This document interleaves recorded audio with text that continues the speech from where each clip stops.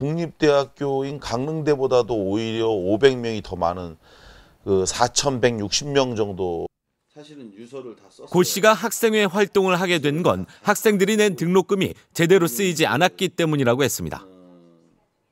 학생들의 목도장이 엄청나게 많이 나왔었어요. 장학금을 지급하지 않고 마치 장학금을 지급한 것처럼 학교가 임의로 학생들의 도장을, 목도장을 파갖고 그걸 보관하고 있었던 것.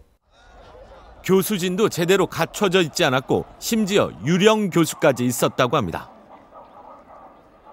사진과하고는 아무 상관도 없는 체육과 교수가 지도 교수를 맡고 있었어요. 그리고 대부분의 주요한 무슨 예를 들어 간호학과의 교수 같은 경우는 약방 주인이 시간 강사를 하고.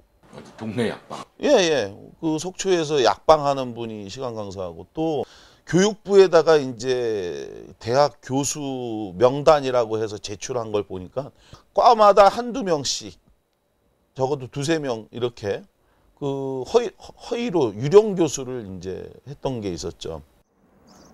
모든 게 돈벌이를 위한 학교 운영이었다고 합니다. 1학기 때 이제 학생들이 기숙사 생활하다가 이제 갔잖아요. 2학기 때 돌아오면 난리가 난 거예요. 왜? 2학기 때 가서 오면 여자 기숙사인데 남자 수영 팬티가 막 나오고 막 이랬어요. 그 여름철에 거기를 민박을 하기도 하고. 그는 91년 당시 한 월간지 기사의 사진을 보여줬습니다.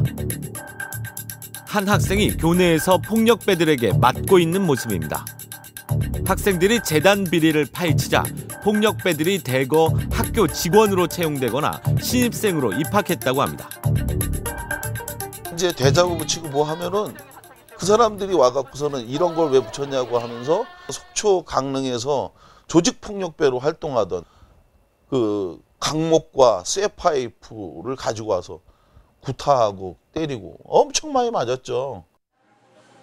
취재진은 폭행을 당했던 사진 속 주인공을 만날 수 있었습니다. 속초에 있는 하여튼 건달들은 다 동호제 그 당시에 입학을 하죠.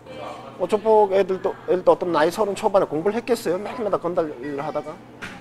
근데 그 애들이 입학을 합니다. 자연스럽게. 그는 당시 동아리 연합회 회장에 당선돼 재단 비리에 맞서 싸우고 있었다고 합니다. 최소한 학교 등록금, 재단 전입금 이런 것도 필요 없으니 최소한 학생들 등록금 가지고는 학교를 운영을 해라. 그는 그날 심한 폭행을 당한 뒤 학교 정상화를 요구하며 분신을 시도했습니다. 23번 수술을 했죠. 화상으로 인해서. 선배들, 저희 동기들, 후배들은 누구나 하나씩 죽음을 다 생각을 했던 것 같아요. 서로가 얘기는 안 했지만 세월이 지나다 보니까. 그의 분신에 앞서 실제로 한 학생의 죽음이 있었습니다. 90년도 동우전문대 총학생회장으로 당선된 김용갑 씨입니다. 어린 동생들이 저렇게 막 맞는데 자기가 지켜주지 못하니까 그게 굉장히 괴로워했었어요. 그러니까 자기가 죽더라도 학생회장이 돼서 학교 내에서는 너희들의 보호막이 돼주겠다. 김용갑 씨는 학생회장에 당선되자마자 폭력배 학생들에게 지속적으로 심한 폭행과 협박을 당했다고 합니다. 그리고 학생회장 당선 20여일 만에 의문의 교통사고로 25회의 짧은 생을 마쳤습니다. 벚꽃이 핀 1990년 3월 동우전문대 학생회장이었던 고 김용갑 씨의 장례식이 열렸습니다. 동우전문대 총학생회장님 고 김용갑 동지를 슬픔과 분노 속에 울면서 우리는 이렇게 보냅니다. 사회성의 수많은 불신들과 함께 있느라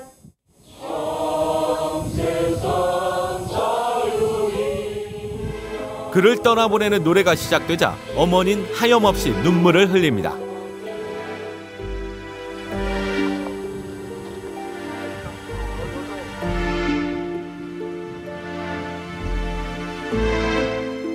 고 김용갑 씨의 어머니를 찾아가 봤습니다. 힘들 때 말할 수 없지. 말로 표현 어떻게 해. 올해 뭐 많이 20여 년 지났어도 많이 생각나시고 그러세요?